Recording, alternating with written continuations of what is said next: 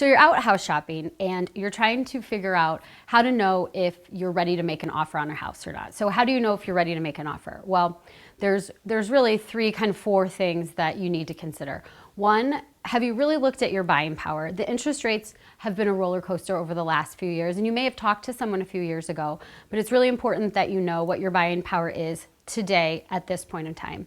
So you want to talk to a lender and actually have them run current numbers. They can do this for you based on different scenarios without actually running your credit.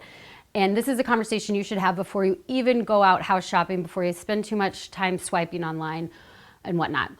The next thing you need to do with that lender is actually get an approval letter. This is generally a pre-approval, and then what's happening right now to make you more competitive in a multiple offer situation, we're seeing people actually get a full underwritten approval.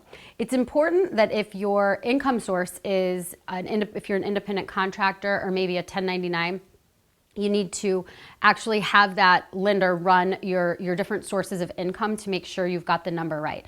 If you have a W-2, you've been in your job a long time, the lender is going to be able to get you an approval a little bit easier, so the pre-approval is a little bit more appropriate there.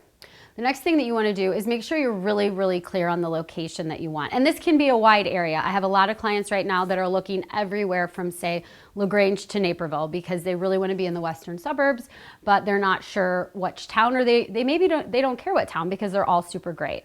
But you really want to make sure that the things that are important in a location are very clear in your mind, because what you don't want to have happen is you write an offer on a place because you fell in love with the house and then you realize later that it's not actually the location that you want, and then you've wasted money on a home inspection, or maybe you have some buyer's remorse later.